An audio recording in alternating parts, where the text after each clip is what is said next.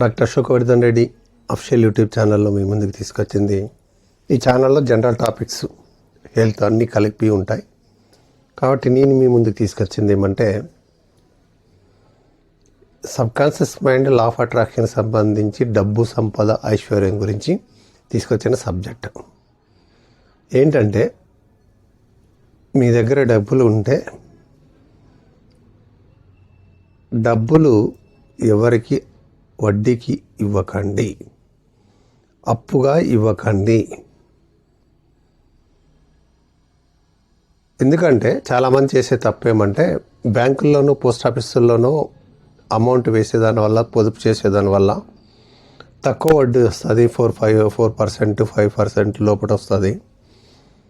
అదే బయట ఇచ్చామంటే మనకు ఎక్కువ వడ్డీ వస్తుంది. 2 రూపాయల నుంచి 5 రూపాయలు, 10 రూపాయలు, 15 రూపాయలు వాళ్ళ ఇష్టం వచ్చినట్టు ఉంటుంది. వాళ్ళ యొక్క వీక్నెస్ బట్టి వీళ్ళు రేటు పెంచుతూ ఉంటారు వడ్డీ. అలా వాడు ఇచ్చేదేమో ఫస్ట్ తీసుకుంటాడు సంతోషంగా, మన అవసరం కోసం. మనం దేవుడిలాగా వాళ్ళకి కనపడతాం. కానీ మనం అడిగినప్పుడు విలన్లాగా ఉంటుంది వాళ్ళకు. ఫస్ట్ ఏమో వాడు అడుక్కుంటాడు డబ్బులు, మనం ప్రాధేయపడతాడు. చాలా ప్రాబ్లమ్స్లో ఉన్నాను, లేకపోతే చచ్చిపోయే పరిస్థితి ఉన్నది, ఇలా అని ఏదో వాళ్ళు మాటలు చెప్తే మనసు ద్రవించేసి ఇచ్చేస్తాం. తర్వాత వడ్డీ రూపంలో ఏం చేస్తామంటే, ఉచితంగా ఎవరికి ఇవ్వరు కాబట్టి వడ్డీ రూపంలో వస్తే ఇన్కమ్ మనకు కూడా వస్తుంది కదా, మనకు కూడా పొదుపు చేసుకోవచ్చు అనే ఉద్దేశంతో వీళ్ళకి అధిక వడ్డీ కాదు. వడ్డీ వ్యాపారాలు అంటే అది వేరే విషయం. కొందరు కామన్ పబ్లిక్ మనము ఇస్తుంటాం, ఎవరికన్నా దయదలిచి ఫ్రెండ్స్, బంధువులకు, అన్నదమ్ములు, అక్కచెల్లెలు కూడా తీసుకుంటుంటారు, వాళ్ళు కూడా ఎగ్గట్టేస్తుంటారు. కాదు, అప్పుడే విరోధం.